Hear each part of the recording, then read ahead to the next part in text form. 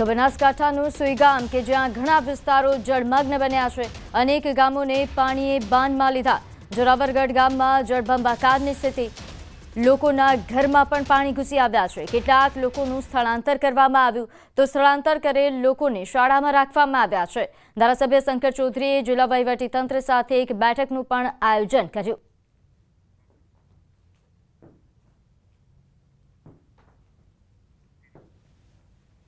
તો ભારે વરસાદે વાહન ચાલકોને પણ પરેશાન કર્યા। બનાસકાંઠાના સુઈગામ વિસ્તારમાં જળભરાવની સ્થિતિ સર્જાઈ છે, ત્યારે બનાસકાંઠાના સુઈગામ પાસેથી દર્શન કરીને પરત ફરી રહેલા અમદાવાદના એક પરિવારની ગાડી ભારે વરસાદ વચ્ચે અધવચ્ચે બંધ પડી ગઈ। બનાસકાંઠાના સુઈગામ પાસેથી દર્શન કરીને પરત ફરી રહેલા અમદાવાદના એક પરિવારની ઇકો ગાડી અધવચ્ચે બંધ પડી ગઈ હતી, ત્યારે રસ્તા પર જ્યારે પરિવાર ચિંતામાં મુકાયો ત્યારે ન્યૂઝ 18 ગુજરાતીની ટીમે તેમની મદદ કરી અને અમદાવાદના નાના ચિલોડા ગામનો એક પરિવાર પોતાની ગાડી લઈને સુઈગામ પાસે દર્શન કરવા પહોંચ્યો અને પરિવારે શ્રદ્ધાભેર ભગવાનના દર્શન કર્યા અને અમદાવાદ પરત ફરવા માટે નીકળ્યા। પરંતુ અચાનક સુઈગામથી આગળ નીકળતા જ ભારે વરસાદ અને રસ્તાઓ પર ભરાયેલા પાણીના લીધે તેમની ગાડીએ દગો દીધો। સુઈગામ રસ્તા પર અહીં સુમસામ રસ્તા પર પરિવારની ગાડી અચાનક બંધ પડી ગઈ હતી। અમદાવાદના લોકો પાછળ આવ્યા હતા, દ્રશ્યો બતાવીશ। અમે જે ટ્રેક્ટર લઈને પહોંચ્યા હતા, જે ટ્રેક્ટરથી આ ગાડી ચાલુ કરવાનો પ્રયત્ન કરી રહ્યા છીએ। અત્યારે અમે આ ગાડીને ખેંચીને લઈ જઈ રહ્યા છીએ। બેટરી લો થઈ ગઈ છે આ ગાડીની। પરિવાર છે, પરિવાર અમદાવાદનો ચિલોડાનો પરિવાર ફસાયો છે। ટ્રેક્ટર પાછળ અમે ટ્રેક્ટર પાછળ આ ગાડી બાંધી છે। ટ્રાય કરી રહ્યા છીએ કે આ ગાડી શરૂ થઈ જાય, પરંતુ આ ગાડી શરૂ નથી થઈ રહી, ગાડીને શેર નથી લાગી રહ્યો। અત્યારે અમે ટ્રેક્ટરથી આ ગાડીને ખેંચીને લઈ જઈ રહ્યા છીએ। પ્રયત્ન કરી રહ્યા છે કે પરિવાર જે અમદાવાદથી નીકળ્યો છે, જે ચિલોડાથી નીકળ્યો છે, તે પરિવાર પોતાના ઘરે પહોંચી શકે। કિશોર ટુવર, ન્યૂઝ 18 ગુજરાતી, સુઈગામ। તો ભારે વરસાદ વચ્ચે જ્યારે આ ગાડી ફસાઈ ગઈ ત્યારે ન્યૂઝ 18ની ટીમ પરિવારની મદદથી તેમની મદદ કરવામાં આવી। ટ્રેક્ટર પાછળ ગાડી બાંધીને આગળ લઈ જવામાં આવી। તો રાજ્યમાં અતિભારે વરસાદના કારણે અનેક વિસ્તારોમાં જનજીવન અસ્તવ્યસ્ત બન્યું છે। ખાસ કરીને બનાસકાંઠા જિલ્લાના સરહદી વિસ્તારોની હાલત ખૂબ જ ખરાબ છે। ત્યાંના ગામડાઓમાં પાણી ભરાઈ જવાથી લોકો મુશ્કેલીમાં મુકાયા છે। આ પરિસ્થિતિનો ચિતાર મેળવવા માટે અમારી ન્યૂઝ 18 ગુજરાતીની ટીમ સુઈગામ તાલુકાના ઉચોસણ ગામે પહોંચી હતી। ગામનો આખો રસ્તો પાણીમાં ગરકાવ થઈ ગયો છે। ઉચોસણ ગામની હાલત બેહાલ બની ગયા છે। અહીં ગામનું બસ સ્ટેન્ડ પણ પાણીમાં ગરકાવ થયું છે, તો ગામના અનેક ઘરોમાં પાણી ઘૂસી ગયા છે, જેના કારણે લોકોને ભારે મુશ્કેલીનો સામનો કરવો પડી રહ્યો છે। સ્થાનિકોને ઘરવખરી અને જરૂરી સામાન બચાવવામાં પણ તકલીફ પડી રહી છે। 2 દિવસથી આ પરિસ્થિતિ છે। ની ટીમ સુઈગામ તાલુકાના ઉચોસણ ગામમાં પહોંચી છે। ઉચોસણ ગામના હાલ પણ બેહાલ છે। દ્રશ્યમાં જુઓ, એક બહેન દૂધ લઈને પોતાના માથા પર ઉપાડીને જઈ રહ્યા છીએ। ગામમાં જવાના રસ્તાઓ બંધ છે, જ્યાં નજર કરો ત્યાં પાણી જ પાણી જોવા મળી રહ્યું છે। જે લોકો છે તે લોકો પણ અહીંયા આપ જુઓ, કોથળો ઓઢીને કાકા ઊભા છે, બેટરી છે હાથમાં, છત્રી છે, બહેણી છે, ગામમાં જવું છે, યુવાનો ઊભા છે। બહુ જ હાલત અહીંયા ખરાબ છે। શું કહેશો કાકા? કોથળો ઓઢ્યો, બેટરી લીધી? સુઈગામ તાલુકામાં ભારે વરસાદ થયો છે તે રોડમાંથી પાણી કેડા સામે પડી ગયા છે, ગુડા સામે, અને બહુ હાલત ખરાબ છે ઉચોસણની। ઉચોસણમાં ગામમાં જવાય, ઘરોમાં શું પરિસ્થિતિ? ઘરોમાં તો અત્યારે તો બે ઊંચાણવાળા વિસ્તાર થઈને દવરા, બાકી નીચાણવાળા વિસ્તારમાં તો બધે જળબંબાકાર પડી ગયો છે। શું કોઈ આવ્યું વહીવટીતંત્ર? વહીવટીતંત્ર હજી સુધી તો કોઈ આવ્યું નથી। કેનાલ તોડવાની હતી, નવાપુરાની પડી, કેનાલ હજી નથી તોડી। આ પાણીનો ઓહાર કાંઈ થતો નહીં। જઈ સાલ અમે કેનાલ તોડી નાખી હતી, એ પાણીનો ઓહાર થઈ જ જતો ગામમાંથી। 15-17 કરતા વધુ પાણી કે ઓછું? પાણી તો એટલું ને એટલું છે, વધારે કોઈ તો સાચું પાણી। બાકી કેનાલ તૂટી હોત નહીં નવાપુરા વાળી પલ્લી તો પાણીનો નિકાલ થયો, નિકાલ કોઈ થયો નહીં। ગામમાં ચારે કોરા પાણીનો ઘેરાવો કરી નાખો, ખેતરમાં બે ત્રણ બધી બાજુ। માંગ છે વહીવટીતંત્ર? માંગ તો વહીવટીતંત્રની માંગ છે કે જીસીપી લાવી તાત્કાલિક ધોરણે કેનાલો તોડાવે અને પાણી કાઢે બારું ગામમાંથી। બીજા પણ છે કાકા? પરિસ્થિતિ છે તમારા ગામમાં અત્યારે? ખરાબ પરિસ્થિતિ છે અમારા ઘરમાં।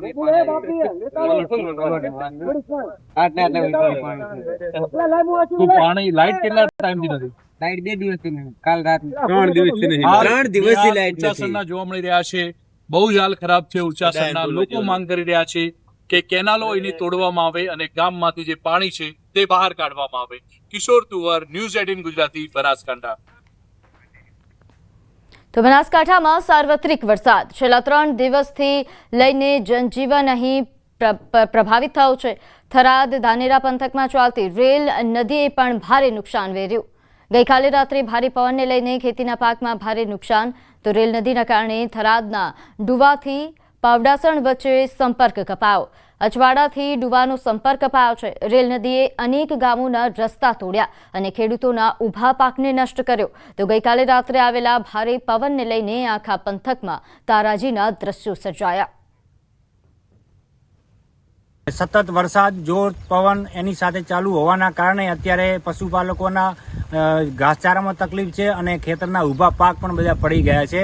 સરકાર સુધી અમે મીડિયાના માધ્યમથી વિનંતી કરીએ કે અમારો આ સંદેશો પહોંચાડો અને કંઈક રાતના સમાચાર ખેડૂતો માટે મળે, આવી અત્યારે હાલત અમારી છે. અહીંયા સતત વરસાદ, જોર, પવન એની સાથે ચાલુ હોવાના કારણે અત્યારે પશુપાલકોના ઘાસચારામાં તકલીફ છે અને ખેતરના ઊભા પાક પણ બધા પડી ગયા છે.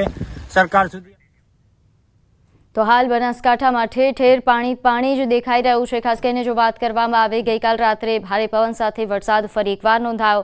થરાદની અનેક સોસાયટીઓ પાણીમાં ગરકાવ થઈ છે. લોકો ઘર બહાર નીકળી શકે તેવી સ્થિતિ નથી. અહીં એક સેવાભાવી સંસ્થા દ્વારા લોકોની મદદ પણ કરવામાં આવી. તો છેલ્લા લગભગ 24 થી 30 કલાકથી અહીંયા બનાસકાંઠામાં બહુ વરસાદ પડી રહ્યો છે અને એટલી બધી હાલત ખેડૂતોની, પશુપાલકોની કફોડી બની ગઈ છે અને રેલ નદી બી ચાલુ છે. એના હિસાબે ઘણા આજુબાજુના ગામડાઓનો સંપર્ક તૂટી ગયા છે. ડુવાથી પાવડાસણ છે, ડેડુડી બાજુ છે, અસવાડા બાજુ છે અને ઘાસચારાની બી તકલીફ પડી રહી છે. અને સતત વરસાદ, જોર, પવન એની સાથે ચાલુ હોવાના કારણે અત્યારે પશુપાલકોના ઘાસચારામાં તકલીફ છે અને ખેતરના ઊભા પાક પણ બધા પડી ગયા છે.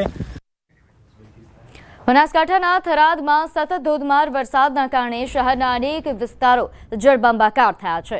ખાસ કરીને થરાદની મુખ્ય બજાર તરફ જતા રસ્તા પર ઘૂંટણસમાં પાણી ભરાયા છે, જેના કારણે સ્થાનિક રહીશો અને વેપારીઓને ભારે હાલાકીનો સામનો કરવો પડી રહ્યો છે. તો હાલ થરાદમાં આબ ફાટ્યું હોય તેવી પરિસ્થિતિ સર્જાઈ છે.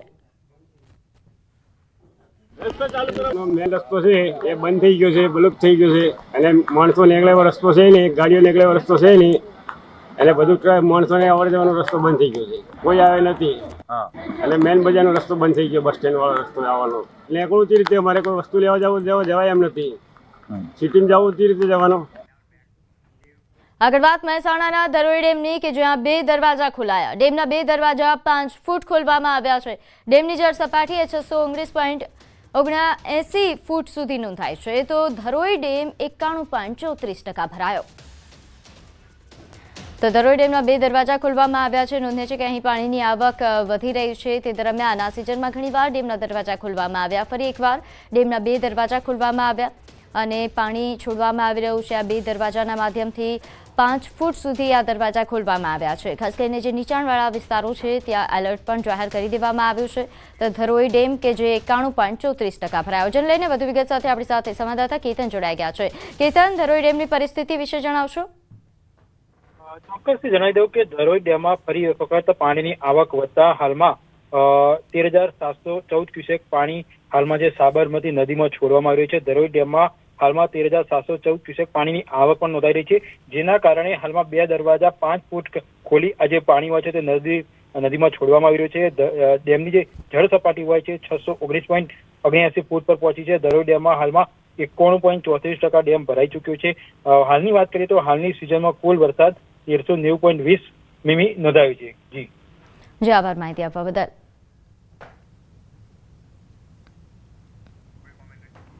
તો હાલ જે તે સંવાદદાતા જણાવ્યું કે ધરોઈ ડેમ કે જેના 2 દરવાજા ખોલવામાં આવ્યા છે અને નીચાણવાળા વિસ્તારોને એલર્ટ પણ જાહેર કરવામાં આવ્યું છે.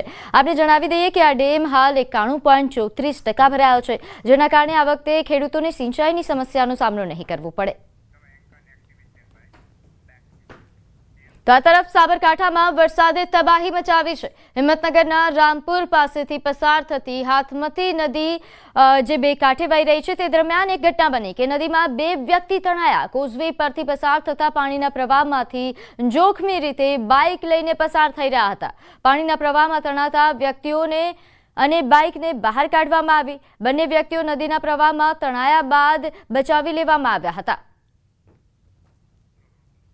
તો પાણીના પ્રવાહમાંથી વાહન લઈને આ બંને યુવકો પસાર થઈ રહ્યા હતા. જો કે સ્થાનિકોની નજર પડતા જ બંને યુવકોને બચાવી લેવામાં આવ્યા. નોંધનીય છે કે હાલ હાથમતી નદી બે કાંઠે વહી રહી છે. તેવામાં આ પ્રકારે અહીંથી જોખમી રીતે વાહન પસાર કરવું એ ખૂબ જ જોખમી સાબિત થઈ શકે છે. તંત્ર દ્વારા એલર્ટ પણ જાહેર કરવામાં આવ્યું છે. તે છતાં આ પ્રકારની બેદરકારી એ જોખમી સાબિત થઈ શકે.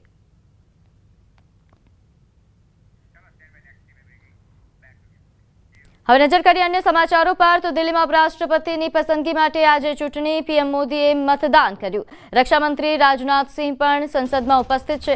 નોંધનીય છે કે ઉપરાષ્ટ્રપતિની પસંદગી માટે આજે ચૂંટણી થઈ રહી છે. પીએમ મોદીએ મતદાન કર્યું. આ ઉપરાંત પણ તમામ અહીં નેતાઓ પહોંચ્યા છે.